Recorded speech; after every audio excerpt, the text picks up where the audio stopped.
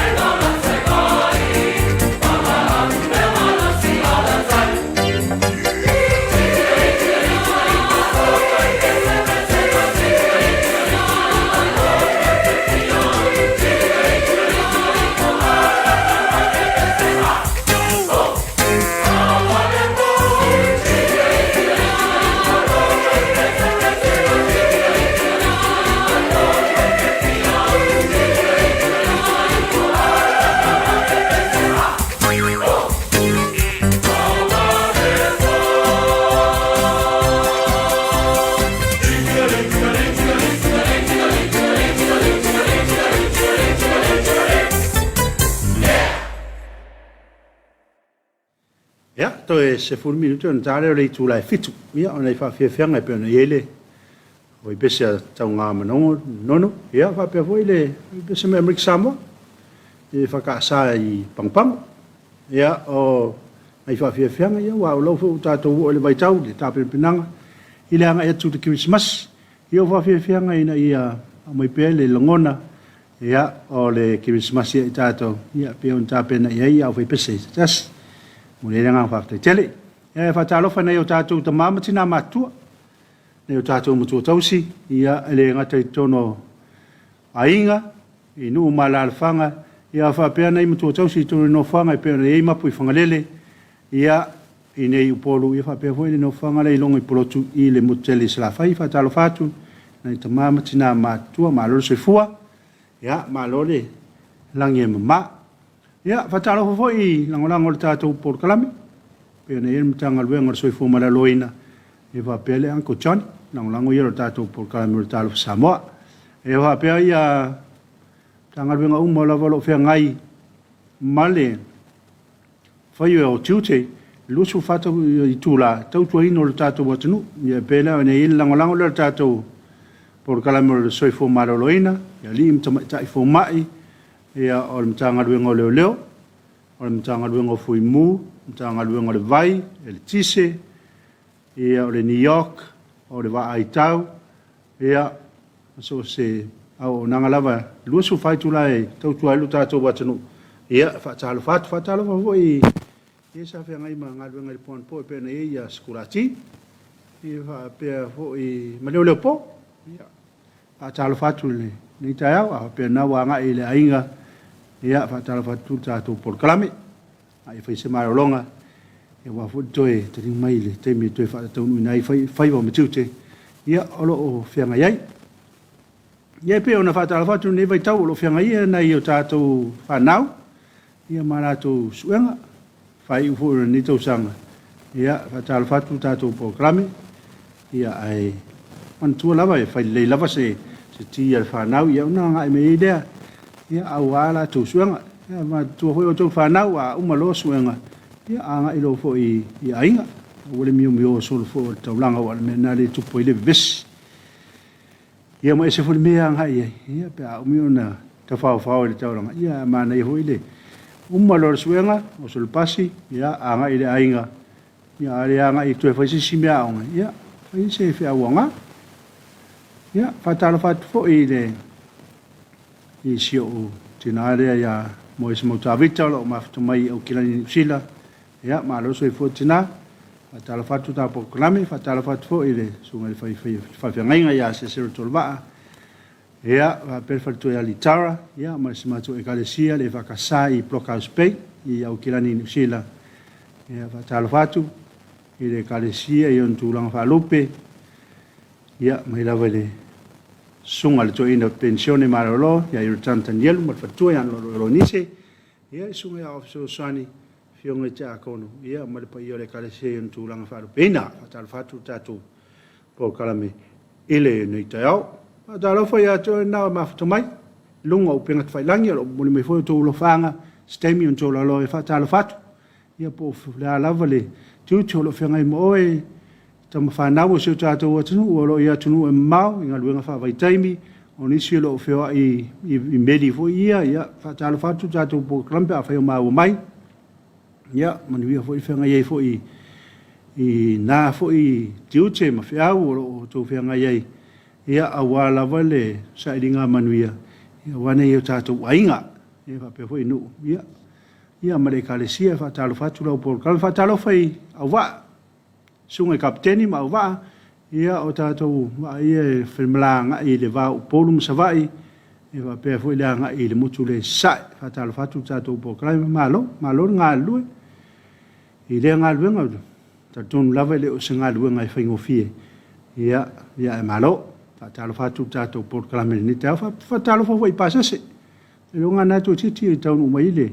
va ale nga be mai le mutele I tumwa nei I to ti foi tau le va ale watu nga I tumwa ia nga il motele fatal fatu pase se uma ia fatalofa ile tamare kalesia il laulawa fono o le fontele, la o fionga le te fono, o le sui te fono, le fai lau tusi ma le tautupe, ma o tau whatua, whatala whatu tātou programe, ia lau fo o tamau le kalesia, lau fionga le te fono, ia ma lau sunga le fai lau tusi, ia mo uru whatua, whatala whatu tātou programe, o le Talofa Samoa, ile ni taiau, ia te manatu a whai o i tātou buro whaanga i lunga le, tātou penga te whailangi, amana mati kai e non tu i fure i lunga, ia au wale tō lau lau inatu, i mafuta mai o sile malu o sio tātou watanu. Sio tātou watanu o lo nofo mpapa au ia tunu e mau, ia lo mori mai o lātou lo whaanga, hau ia pēo i eini a lo whaanga, ia na, i fure i lunga, ia o rupi, leo si leo, i le whakot moni mai, ia malo, so i fumuria rupi, ia o mafuta mai foi miu, malo miu, o miu le mafuta mai klau, klau pāki manukau. Malo mafuta mai, malo, o le uso ia Robert Peterson, Talofa, tai o manuia i lua sunga, ia malo fa malo si muri atu al whanga i uso i larvaya, ia o malo John Mavitale, ia fa peo o lua manuia le aso, alo fatu, whaftai Rob, manuia fore ne aso. Ia, o miu le manuia le programa ne aso, whaftai por ni tau, whaftai miu, manuia fore lo aso. Tangi le pumate, atalo fatu programa tongo fia ni tau, ma lo lava le soifua manuia, ia o lo sunga i ta i o le programe, ia whaftai tele tangi le pumate, ma lo le mafta mai, ia manuia fore ne aso mona, fo whangau ma play upu tuli au, ia le fo ua mafuta mai malo le upu le mafuta mai tātou programe il ni tau ia o Kaisalina tā mati tufunga le wha kun moni mai a kun moni Kaisalina malo whaftai era kapa era safari tupe tā alofa lava lau sunga le alfa mai whanunga lei nei asfo ia pere li wa o nanga nei aso mafuta atu lava i nei Maryland nuia por kalame lo fatu after kapa malo mafta mai ngo pe lau to jitia o ulile to watunu ia o sunga atu nai matia ni kale te vang ta nuia e uso tu lo sunga fa ngai per fiau o le au ia tu lo uso ta pala mon via aso mahalo ia wa para bla be foi lo uso i nei fala bela ve we ka mo we fo mi tato fala bela ma arfia ro ngi de fing aloises ia o miu de fatalo fa le sunga ia sawa le ma futa mai ia miu i clova clova pa ki manukau fa tai miu alo sio langi malo tuki tor fa ko ma futa mai malo alo sio talo fa le sunga fa fa se mau nei tau ia ma dia foi ia aonga ia ma fa ngai fa nau ni ia sumusuenga alo sio alo mafta mai mafta foi e au nanga ia wala va ia alo mfa na ul tatu watunu ia suia tola fora me vi ele li ia mafta suia mafta ni mafta mai ia ole on nafina plati munga ia piwa mane ne so do va tu su mane ele la ia wa waso ni o fai nonga ina tatu le kalena tatu e kalesia e taile polo ia o te mna tu mutua ai mu kwa kering polo se siro o kange wa mele ia ngar kala ngoa ku lava le polo ia le ai wa ai ia le tofo fo ia polo la ia ska ka lo fa mai nga ska ko polo ha no mol ia te longa o le masina ne o le fa mai tele ai nei i upot pe uporu le o topa le sa fa pe savai ia o nei matai au ne fai longa ina tatu kalena ia tai na el pololo ia o ke longa ai wa ela o ka pololo ni ke mi wala ngola sulu mai le matola ia wa le o fo ile pe le tai na pe la vole wa pe au ai ma sa ni ona tai na ile ia langa le ure ku ma ke o ma ta pala ia langa le ure usuma ia no ni so pio no fa pio ni so fa vene malfia sa te pine lava nei e ta paulo lo foi atu ka mai wai pio le manga ia ngar me ia wai le ngar kau te ma tau langi tu pe lungai ia ngau kau langi ia langa de fai o le me pixi langa manga ia o le o ka ia luar ka ia le ka mai langa ia palolo ia sa foi ali nga ia ai fefia ia wa o mai foi la u ta palolo ia a fai la vol tau la wala tau te au mai ia ka ku mali na ngai le fingo fie foi le nga luenga sa fai na ila tangata ia ai manguia la u ka palolo de nei aso ia o ta tonu le tu la fitu o le a koe se atu le sunga ia tikai ia a wa se isi fa fie fianga ia to taliu mai ia na vo vai atu lo ia na ia lo fanga i lunga lo penga fai lang to taliu mai on tolo lo le o to lo fanga ia pa to taliu mai ta to por kalami ia o le Talofa Samoa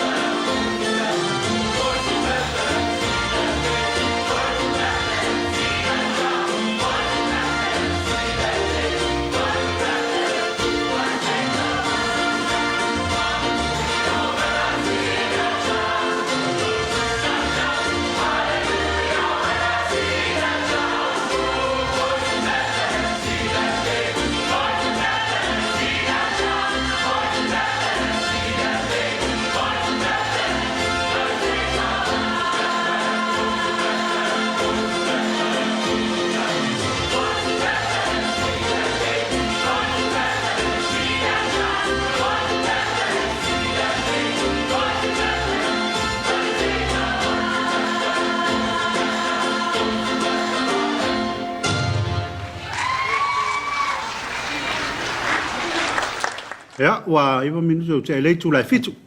Ya, ona I pespesenga la vole. Christmasi. Ya, fa no file molu ta au, e pe o pespesenga mo mona le le proclaming o Christmasi lo wainga le. Tau sanga te nei pe o le EFKS lu flufi na sa. Suina la to pese. Ya, o tato proclamele ya o le foi to e fa ton winner tau sanga nei. Ya, amatai nei le asus mo tasio te sema. Ya, lo wo ye fo ya, o foi pese o filia. Il tato por calamele ia mele fa talo fa tu sunga to ina e fa pe sunga fa fengainga ia o aulo tu mo lava o filfiliel ni to sanga ia fa iro la tu sao ia o tato por calamele o le Christmasi e lo wainga ia so la suma tasi la o te sema ia la solea e tala ina tato por calamele ia un tu sa mai tato fa salonga ia mai le mal ta poi ia le whakasai sa poe, ia le sunga le toina, o le awhionga le telefono, o le fontele I malua, le sunga ia o sia soriola, ia, ma le whalitu ia Susana, ia, ma le awhai pesia sa poe, ia, o la tau dea, o la tau talaina, le tātou proclamerea, e le aso suma tasi o te sema, e le itu la fitu I le fiafi, ia, e whatalo I le tamai ala subo aleki ia martina ia tap taua ia nai mafuta mai nu ia pe fo ia tamai Manuele ia martina ia Elisa ia lo mafuta mai vai loi faleata ia fatalo fatu tato program fatalo faile sunga toina sunga ia filima talave mo fatu ia perseti ia o le sima to pulenga le malu sa ia lo fenga maro longa le vai tau ia manuia maro longa tama Pe lava le o lo anga ia fa nga maro longa ia lo fa ngia le tu ia pui wala uma foi se foi siaso a to faina to te liu mai ai ia fa la ile tu ia o wala uma ia o le foi fa te liatu ia le ngate le kalesia ia fa pe la pulenga fa tal fa to I fa pata la fo ia fa nga luenga ia sma to pulenga le I malu sa ia pe na ile sunga ia Stanley o fatu ia litia ia male kale sia I mare ia o le sunga ia nepo ia mal fatu ia fautang ia male e fakasai na ia fenga ia o sunga ia kamuta tafa ia mal fatu ia makirita ia male kale sia I tonai ia o lo fenga I fu malato ngal wenga to e fu sia I nole mal malo le tua ia fatalo fatu tato proclame ia sunga I fenga ia malo fatua Iwa pesi mato e kalesia le la wa. El tuma falanganga ia Isaia ia malfatu ia se kalepo ia masimato e kalesia fa talo fatu tato proclame. Ia o le Talofa Samoa ele ni tau. Ia talo fo ia to na to ai mafuto mai tato proclame ia fa talo fa la tua. E o lo tau ina na ia tato ainga le ngata I tato ainga ia to seina fo na ia tato mutu tausi. Ila o tō ngā luenga e whai pēa e le whai ngofie e a whatala whatu tātou proclame a tō ori fie lava a whai au nawa e a ngā I uta le vau I le maumanga e a malo se ngā luenga le nei aso e a whapea whai au nawa e a ngā I fo I tai le alo e a wasau whai ngā whai wale nei aso e a whatala whatu tātou proclame e a manuia fo I a e au mga luenga beautiful fe ngai mo to ia au ale tau tuaina nei o tatou ainga ia te longa nei e fa mo ti kai nei lo fanga lo ilunga tatou penga te failangi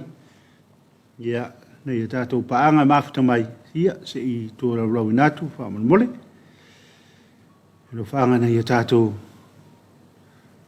ainga ia mafuta mai ia o malapo to ia le watching from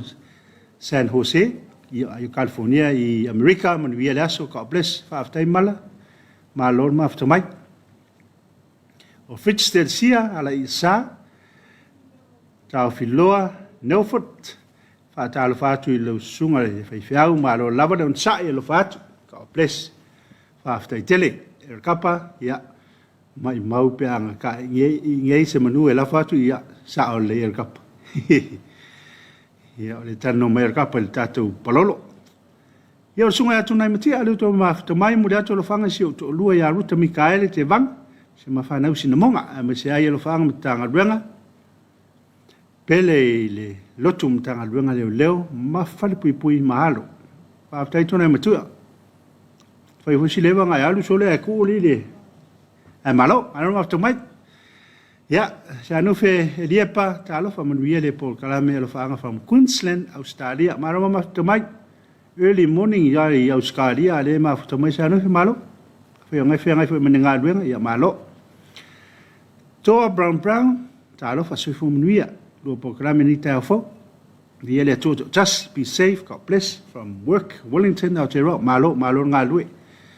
le lunga ngai malu lu lava ka ko sila ia ai malo o le lata kiripa ia le fu ma fu mai mo le mai ana fa mnianga fa te tele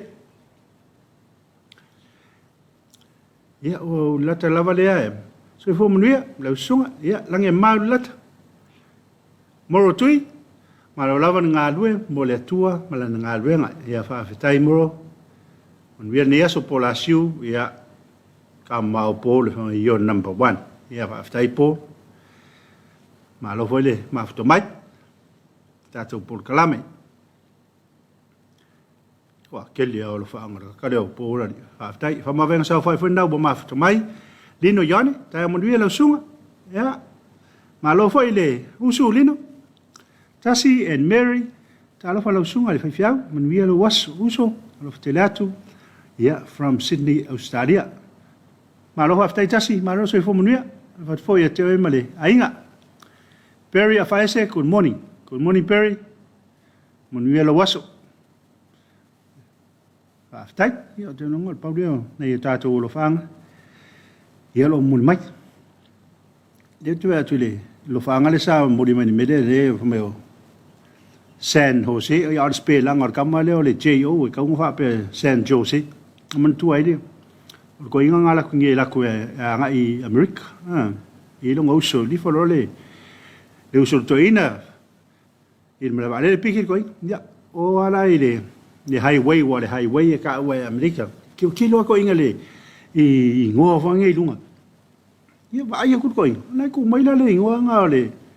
o le San ya nga JOSE ka un fa ba Jose me ko San Jose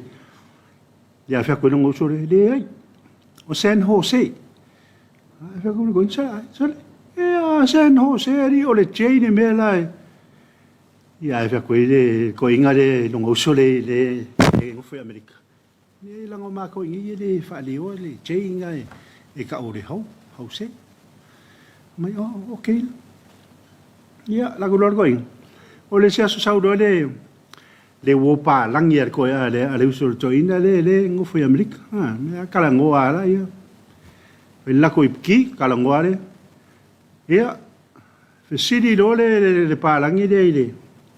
il ko ingare la kungi Samoa oh nice to meet you when you go back to Samoa ia go for ko ingare Samoa au yungi la po yu lai le ko fo i mai le ko ingare la kungi ia ma fo ko ko ingare o le fa mai e lo usole ele fa le onga le jai le was I going to planning to go back maybe June or July. I can't remember for going off up here. It will fall over the worry, then for my long also. It fall over the check or the hope. Get your palang if you are going a summer. Maybe un or ulai. Your calendar, it will put a peolenga, fall over quite come Jose or the JOSE, yeah. No ma ko yo le fa le o se te yo fa le o le hau ia ngai ho se ia o se talana le ia o kala le fa ko kala mo ia e se kala ho ngi o fo mo ma fo ide o kala mo ia ia ma na ia a fa ia nga mo ia ma ngai a fa ia nga ia o fa ngai a o te longo a fa fitu ia ma fo mai fo i tau tu ale ka ko company yang leo le sap ila for fitu ia ai mela to le sunga ati kai mosta to fa fiang ia a whalefitu ia ona mafuta mai leo le tātou company lea o le SEP ai whamoriti kai a amonto tu mai lea ia se ie po ieni si alo whaanga e o na ia tātou paanga o lo ilunga lo penga te whailangi ia na e toi taliu mai ia ona tōlau lau ina atu lea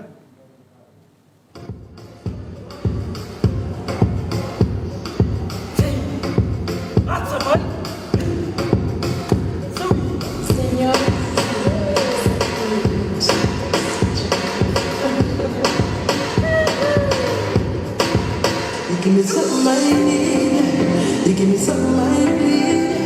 You give me something I crave for. I really need it too. I really wanna feel good. So let me have my way now. No one ever gonna leave 'cause I'm so invested. 'Cause I really feel about it.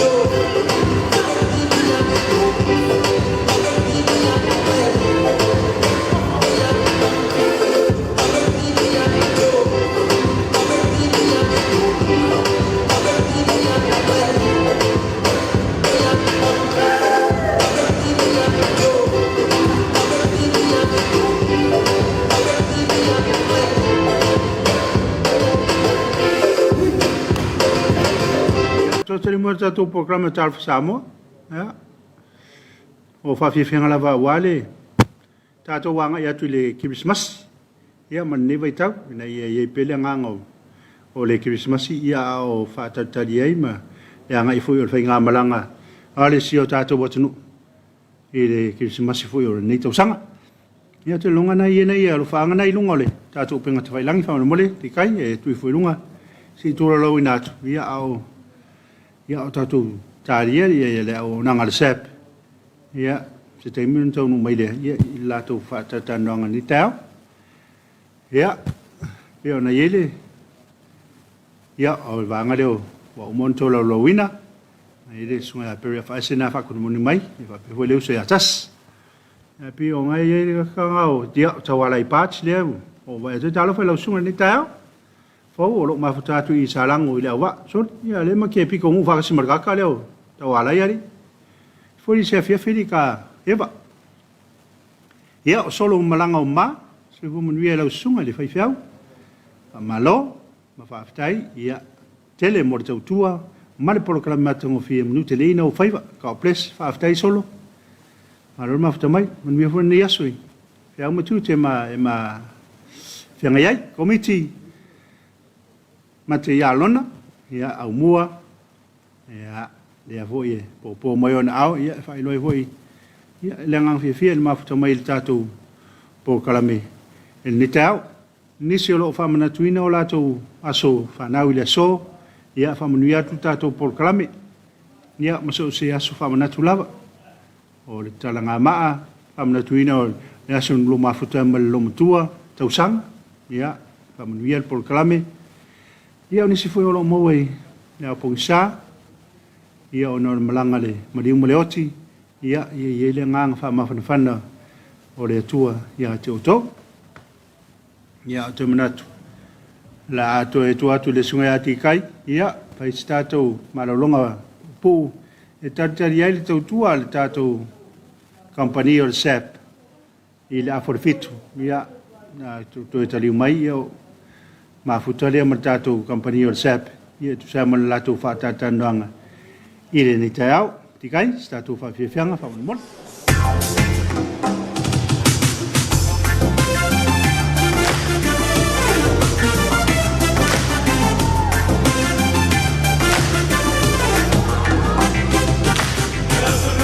Samoa,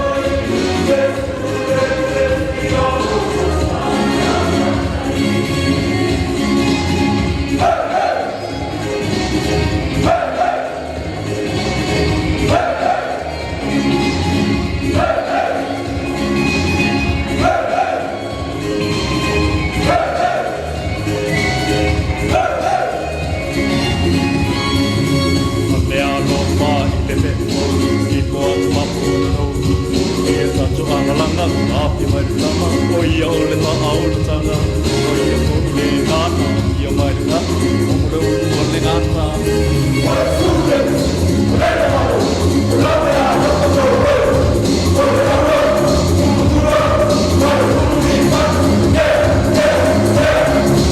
Ame a loma i le mento i koa na tuto Tato ala langa api mai le tama o ia o le au le tanga o ia ko le ngana ia mai na o mo le ngana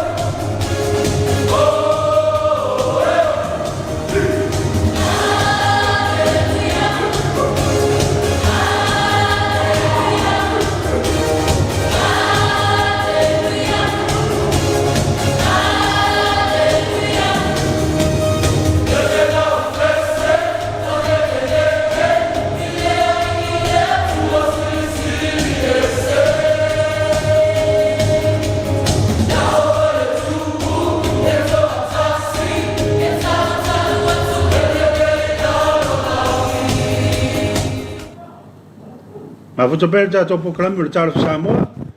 Ia o le temi masani foi ma tato fare o roanga lei o sep. Ia le fu mato ma futa ia ma le sunga sinai. Ia fa pe foi tama tai arona. Ia o wal tato fatata ndanga. Ile ni tao. Ia e mai ko ro ro vanga ia o kai lo foi e. Ke longa e. Ah. Le sunga sinai. Ia na bato. Sinai ma rona ni tao. Ia, Talofa te lo siong le au ni ta ko se tele ngata fo de so fini a rona. Ia wa ole ma wala vai po kala me tu na ila pa. E ta e se ale ia plan se le tua. Io mo ta o ma fie pa ia ka lo la. Ta se le ta ma ka ko ka mai full office pa. Ia e te o fo lo fa Talofa te mai mo pa fo le sa tu nu. Ia o na venga so fie le tua so se fa ta fa langa e ka le sia Cristiano good morning. Ato te tonu i oro i leanga le leima le au ta pa usi le lang i lo to so information ma to ora ni tai au fa talo fa ta mamtina ma tua i fa pena na tu i le mo panga fe uli mo la i au lo faiva i le ta to tu lo ta to bala awina fe au nga luenga fa talo fa tu i ta vale a taxi a pass i fe de mo to sa e ia le vai na i le pa nga le aka nga ma sanga nga asa le le o nga ton sa ngalo mo la pela se ka show fo le ba pa be fa ma se la sto nai o le tutu di meta to ngalo ngalo le nganga fa lo to mo al via se fina ngalo se ile ma to fa ma tsanga ni tsa ya e ma le lo ba fe le to fe le telefondi po le ala sa fa nga ai se fele in le e mo fa ni tuli mai le tsai mi le mai se la va nai fa na wa ono le tuli mai tuli nga so enga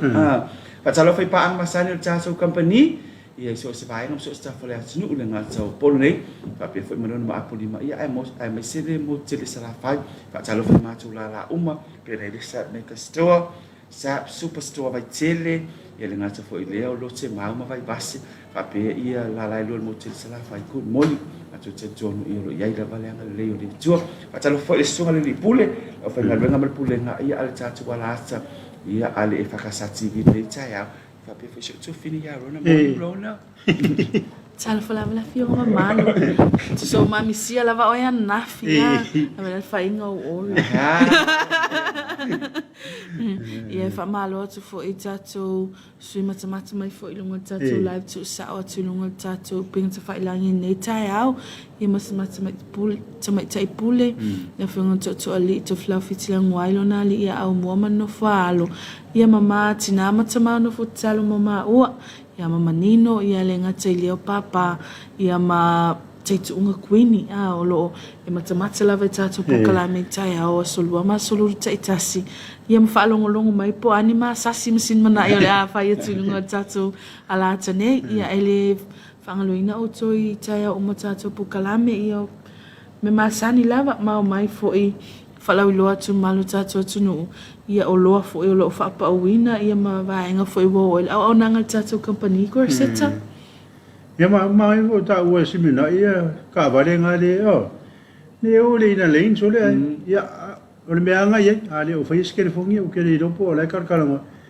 ia e vole ka vale nga ma ko muri me fo ngi ka e so ia o le serena ya la de ka o ko mu mela so e alo le ina lein alo lua ia vi fuele e pe ia o nga ia wala ri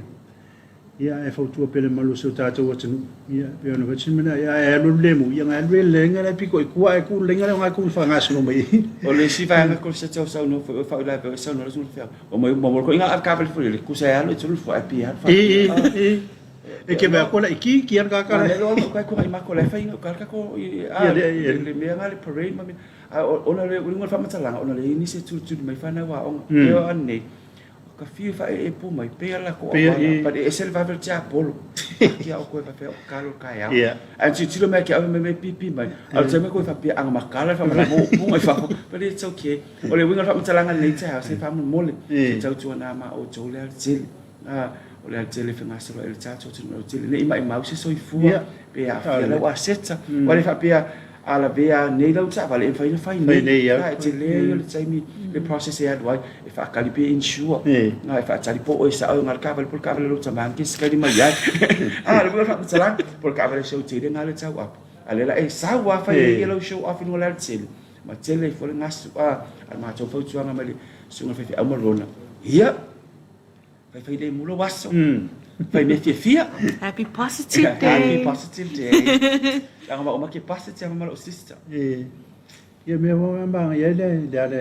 le fo ka fo ka ia ku pa ngai bia ngai no la wa ia la ko sa wala ka fia ia ai ko ku ia mo ia lo su ia le morta ko fa ta no fo ni ta ia tu sai fo ma le anga ingolo ia si le tatu fa lo le sa ia fa tai ko se tamla no fa au fa tu mai mo am se tu fini fa le nei le nganga e pe na ia fa la lo tu ma tela son la fin tano se tu fini ni si fo io va en o fa la lo ia mai sel superstore nai vai tele so se mi tu ta fa ile ma tano pe tai o le aso fu va ia son ni su mal fa november e tu fa na so le tato november special ma tu lo mo tato october special le wa nga ile tato november specials tele o lo home appliances wear ia electronics ma fa pena le mau wa le tato wa fa lo pena le tato wa na November specials o lona ese singa o le November specials a ir set make store o le special na le wa pa le November specials a superstore vai tele a fa tau so se o lo la e talo tato se so na ni ma lai mo so to fini nai I que ma fel ma lai ma ko parade e ma lo ka ko no calmo ia no e kai ma so ma so ne ma lo tato pa le winga fa msalanga e tolu tato fa ilonga pena ia le tato wa lua tangata mo poe lua mo I full return to paradise e tasi le tato se tinu fu ma le vai ngale Sleep All International e le tato lo pe la suite ma le tato TV fast food tolu inisi Samsung which is a smart TV o fai longi tolu e mau nga la to fe la to fa to vai tele o vai telephone o lo ia le la to fa awa winoli 10% 20% 15% o fu pe le vai ngale Marcellus dresses and tops o le pia ia o se vai le island sleeper o le arrow blue o le sketches o me o fa manongo se ngale tu la le tato keep shopping ai vai tele o le fe tato special 10% 20 kusa lo kilo nga 20% off ia same ma Scots ma Havaianas pa o pia le pa u e la ko Jesus le pa u le 15 a le tele la va Marcelo Jesus o mahanga yo na yo fi mama mo na tanga fo i matutua pe singa bevela le tsa ai mana ye mo la to mama me sa tina matutua ya wa tele la vo tap so mai tsa ole benefits la wa tele o vai nga me fe tsa vai nga ye ko se tsa mai mo ta so tsu e ni ngate pa u ma la lu tsa tsa do ai la nga va tsa lu tsa so se lo lo nga to i tele ya benefits le mo vai tele for vai tele oni so foi se fa pe mai ia fa mengi ia fa fi au ma problema ia e ke sa lo i ka sto o kan lo vai vela vai vela o i la vai i le tsa so fa lo sa me ka sto o ka se tele tsa so display le wa ma tsa pe na o le tsa so pre Christmas packages o le van tsa pe na ko se tsa tsa si ai nga le mai don mo nga na fi fa fe di masela lo tsa fa tsa mai vai ma na ye yo to live fa ya to ma to mai ma lo fa tsai ono le ma woi i o le fa ngai ne tso tso tsa tso ona pe le fa tso po kana tsa ni so ma woi tso fa maruna tu ina o lo le ye pe na ia tsa tso blender tipo ti willa o le toaster sandwich maker waffle maker electric frying pan sandwich press o audi vai edwa ia tsa tso press o audi o le tsa tso enko ia ma le tsa tso living and go lo ye fa le tsa tso ni chipole le po se me fo le o pese blender balon ese singa ole fa ayonifo kusa ole blender ka mai bili mal tasi do tol fa li mal speed sa wa tasi ali me vai blender alu chupole e fa nga mai bili le fa ai pole mango pole ala e fa nga bili fa di o spot tu pus aisa ia pe bili fa swavaia pole ala beto nga me pe fitu ia mata ayo de ole ni chupole pa le la ko fa ma ko va nga li o ia ele ngata foi de o ia le tato bench mixer tama foi de papel le la vai o di ma palu ia le pai poli crustal pai ia poli keke foi ia poli ko pai foi o foi na palu tato mixer le alo fa pa u tau ma la lo winga ba pa salang lo ke le ka ko lo na am tali ala la so foi fa mai ela fito te sema aku se o tau foi la vala fio to ia mauti no ia la pa sa pena tato lo kala ma sa e le current o vi ko nga se vento kam fully booked until February next year. Majority tato channel tato proclaiming channel from until January. Lo winga ma tato tele tato wa inga o mai ole nga tato sa fai poi ponga i o reunion inga i o falfalenga le tele o metu pa tato tapina e ma proclaim ronan sa nation to finish time ki fa pe o mai la ko den ka ko mi le vanga e no fa tato e tato microwave fa pe la nga o le fa bela i metu sam tu lola a mama gel falai le falai foi nga o kasi amel keminga ti ala kol mal ko wi di le mai pa le vela ole me ai fa vela i ko le mai ko le falai ole binga fa tsanga foi le ina ia mauti no ia mo tu tu wa inga ole tsala me sa ole ma tu foi au foi no ma tu benefits pe o keminga specials e ka ke fa ku fa so ole anga ki poki wila fa mai e ma sa mo ski poki wila vai ele se fitu filo ma to fa pena e ia ma te fa ma fa cha ngalo le fa ka wa ole anga e fa putu lo ainga ole la mai cha tu ainga mai fa fo pa le cha pe langa la company mo le November specials ni ma tino ele nga cha lo anga cha cha nga cha ale fa ma avenga la company ia mo le si le filo cha tu mo ele mai mo mai ya tu no mau ia po sa mo nei ia a fio sum tala mai ama to te fie ata mtali o to so to va ama ye ia pena le tato set me store sap superstore ia le nga te le ia o vai vase fa pe foi ma ilo te mau ia mtato la lai lo mo te sala fa ni tai au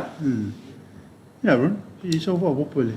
ia untilo ino te le lava ia tato lo na wa tano toi tuanga ni asin mana ai o lo maua o mai tato o loa nei i lunga tato ala tani wana amata e lava i tato whala ulua leile weekend utuna i atu o lo mau fo ilai lunga tato upinga te whailangi a wawhinga whaataunga tato ainga mea tunu mamau i le tato Samoa e-market o le tato website le www.sap.ws o le tato Facebook page po le Sapa Pia Samoa e iai le vai aso tona i atu na iai le fake page fo ina tusa le ingoa ma le matau company na tango la send ia messages fo ina tangata tusana whapeo nei na send le message ale asona so o intala lo ia il matola la le vai tele le superstore vai tele wa tangola le fake page le message ia nei tangata for me ola tolo ma lo le fia ma le fia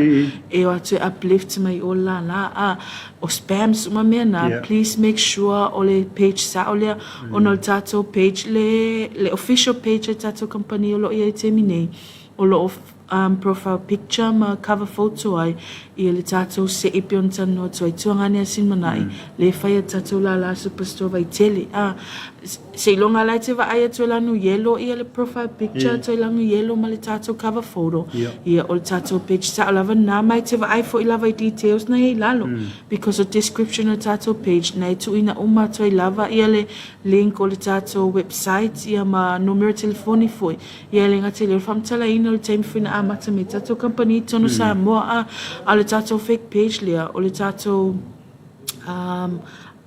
logo to wai lava le tato company na iai le whaonga mai iai whamole au talia ina many messages poni comments for itu ina atu le page I tuson me tun lava le tato whawalea ai le anga reporti fo I tato vai nga ia o ngal Facebook I le o meets fo I guidelines e mawhai ona remove I le fake page lea pa na o sina whaapula tu lava ma tu ina atu mamalu tato tunu o wa afia fo I le tūlanga I whaamalu lua tu fo I pia whapea wa I susua tu uplift le whailonga pe fia sele nin tu ina atu ia ai o atu e le o sao ona e le se mato me mawhai ona le fake page le na tata noa atu ina I vaengai tu sa mea na o te I tau atu e le o mawhawhauna le ta noa se o tonga nea sin mana I tātou se I fo ni tai au ona pe o le vaenga le na target e tangata le tu o le fake page le nei e avatu e tangata I olfale o loa ai se le mafuanga o te le loa pole whaula ve o tau no se o te le loa pala me mawai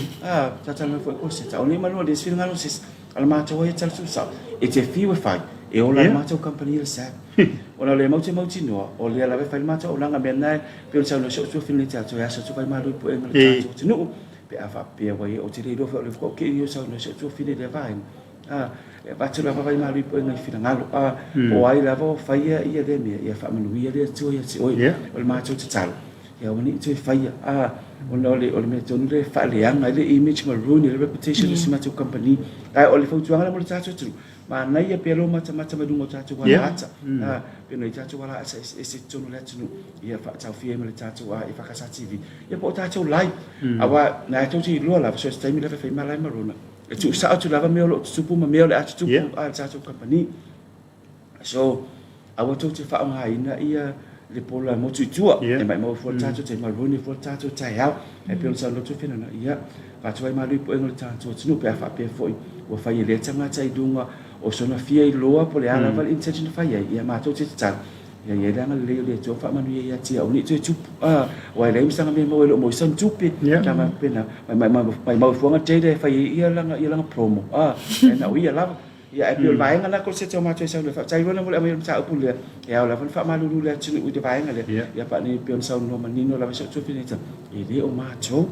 na lava tu te va ai e to te tuli pata ia lava tu lama tātou lai ia mai mo lungo tātou wala ata ni mātou te tala noa tuai awa o mea la mātou tala noa tuai o mea na lo tutupu tātou whalulua o mea fo ina la anga I tātou whalulua bale nganga whalalo ni tai au ia o le me le o le matala fo o le company ia le mate tuino tulang whapea wale ia o langa tupula ia wanga I le tusau matangata ia e mo ia le yangi mo konfiki ai le ia mane fo lo fai lo we rona le tulanga ia I lo le ka ko atunu ia le di tulau sa ole atato company ole o le sap ia e piona e tsimena ia famanu ia le tu ele le tangata malana na ton fikiri le anga le fai ia wa foi le tam fai tau fa le anga foi le tato company ole sap o tato fa la lo foi fa la lo foi le tolu ia equipment e tasinon tau ia pe ona sono atu se tōne sin manai I le tato pre-Christmas package na mata mai le whai unga o ke topa le te mawaina ia o loa tai lua tai tolu I le tau o loa tasi whate ta ingo tato pusa aisa mal masin ta lava lava i o tātou pusa aisa ma o ngā umu, i a ele ngata i lea o tātou seti no forma TV, i o lo iei fu i tātou seti no forma coffee tables, a wana iei fu i tātou whalau loa mai tua mai o le tātou pre-Christmas o Twin Deal, e na whao mai na lai lea sunga fuol vai aso nei, a tōli tā mai pe on sau no atu tuangani asin mana, i lunga tātou ala ata, nei i ele ngata i lea o tātou i tū lauma, so se TV station lava tono si tātou tunu, o lo whaalau loa tuai awa ele toi umi fu i tātou o Kirsimasi a tāpen pinanga tama i tai pulele ngā te leo pulenga mal au whingaluenga atua pe o tātou whaalau loa au tū lava lea mai le tausanga atua so we have specials i māsina tai tasi but Christmas is like base main event let's just call it that base whaalau loa au tū ia o lo lava tāpena mai fu tātou kompania wa whailonga ese pe on masani e mata noi ma sinmana e whai unga tausanga ta itasi le tele o whailonga se taimi whailuma se vai aso se aso whai le vai aso iluma po le vai aso ntua tu foi i o la a whalau iloa tu i foi po ani vaenga o le a whamanuia ina i le tātou atunu o ili nei tausanga a wale whamana tuina fo i Kirsimasi e mele anga tu fo i le tausanga fo i lua whelua tolu korseta. Ia, whai fo nei fo e malanga mai, ia. I ka koure le saune malanga mai. Ia, whapeo le ai o i atu tātou i nei o mi e le misi kongo le whare. Ia, whapeo ke whingalo i e sa oia. Ia, kongi me o i o wale fo ia awala tātou. Se tau e sauna le vaenga lea lea lava e whaonga ina tulango le tātou nanga le online sale. Leva muli mawina, whaaftai e lava i tātou mātua o tua whaafini. Lo malanga inga luenga whaafai taimi. Whaaftai lo o tau sao, ia o lo tau velo maafo i le tātou le tātou tatu. Ai mai sese le ni sa saa mai pion sau no korsita. Ai pion sau no rolo. O le te le ia, i le bai te mili mo tātou le COVID. Nga whaia lava ia mātou whaala kuane. Ia i le Christmas. Di fa pena va ia al sel io fai longa na mau va ile ngata le nga va ai oi ia nga va ai oi chacho se i le aso fa pitole la kala Christmas o daily draws e fa nga sol ono las fa na chacho company ia lo inga pe sa no se tu li mata ia mena le mata cha no ni cha ma sunga fe fa pe fa se tu fin ma nga ia lo nga i pe no chacho wala o me mo wala cha ia po lu tātou Facebook page na te mo tātou live e mau tino ai ia me lo tup ai mo se o lo lava e ala se lo te fina ngalo ma ne lo private message mai ma tu te fia tali pensando lo te lo se ma tu te fia tu ina te o nang ole ala le lo e tai tu sam le lo e mana ai po lo fo lo mau ia ma na ia lava lo ti le ti ia e me di mai de private message mai e ma tu te fia so sania tu mo oi ole o nang lava ia tātou company in ia mau tino ia la pata pena tātou no o le o te maua pensa lo e lo ka ko nga ko we don't have to for November e lua vai asa uma November ti se malo lo no winga ia tātou ti ave la fa mo me fa mo e se le tu tātou no e le ngata le fa mo lianga le tu le company e so sani tu fo ia ini va henga fa ma venga o le malo le tātou no fa tala fa tina ia la sida e ka fa man ka ia alo la ba se fa tu ma le amalo fo malo sila secretary o fa lo mai mame o e ola nga staff sa vali parade school ma pa lo ko lo makuali a ole fa mo foli o e o ka me kira ko e fu ka do morning mama e lo fa ko e ko se sama ma se o jola rona ale nga tse lo secretary fa kinga ma lo waine ma yo ni tsa ya o nga linga fa ma oso mai ko lo ko fa lo tsa fa talo fa sunga ye fa ya pa napa ni tsa ya nga tse so ma fa nga ya isa ak mo fa tu brace ia ma lo la va lo sa ai ole au nga ba fa mo ni ya tsa lo nga ko se ni mo ti noa ia lo pu ile tsa tu no ia la tu si la feel tu la nga tsa tu lo tele tu la nga tsa tu sin tsa la lava tele ia tu la nga tsa tu a pusa aisa tele tu la nga tsa tu fa la sainga tau mo fia ia o le 2 folds mai 3 folds le ai e leo se lau a fia su talma te le tulanga tato barbecue grill o le Christmas e fa me ka me kill barbecue lo i tato grill tele ese e tato me le tisi e tato me le malala se tulo e malelo nga mai te le tulanga tato pai pichia le o mau te le tulanga tato lo fa moe ia ele nga tsa fo ia o va henga o me pensa pe le company ia mautino o leo mai le kwa au le ia beautiful is back la fa pe o historic ele mai but ele se fa tsala corset aso ia aso el kaul mai ko we valu se lau va se lau o le tau le audi o ki kia no se lau tai mini ko e ma ko audi lima tsala lo ka le sa ai a fight at 30 ko lima ko food o le lucky so lo na winga o lo ini ka ku ale lo ka le sa ni no ma tu la va ia na pa tau masan sap se the best to te aba tu au na le lei o lo ana tau tau fa ma avenga a wa ta pina nga mo le tatu no o fisa fale fa nga wenga a onga so se vai nga la lo fa tali melo ka pali sap so se mi tau ba tu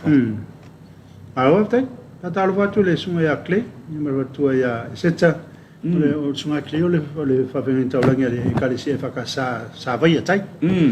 ni ma foto mo tatu programa yo ko wa i mesi se o lo ale Talofa tu kle ya atu no ai si be te va mana tu le malu se tatu tu ia le ai na pawane o le ma tau fa tala o le tatu sinu a fio sum tala mai au le o matalia tu la ngalo November specials ale fa wa wina pe ile tu la pe na ile tatu pre Christmas packages ia pe o tano sho tu fin te le vai ngale le ma ma tau la tu pu ya tesim se o tu te lo to vai le de tu ka ke o ya tesim no tesim o spa na le de tu pa o le ma tau tala ni tau ia oni avian ma tau fa matalanga manu olia se fila ngalo pe te nai fo se fila ngalo se al ma tau ia tu ola ia e so sania tu fo la se ma tau fa matalanga le tau te mali fa fonga angalo tatu tu ma tau te aso tu vai ma ri enga yo tu fila ngalo e po tau te se natu ma ngalo i ma tau tu ke riso fale tu fila ngalo angale leile tu ia i fa fa ngasol o ngatolo ni va ya so set manu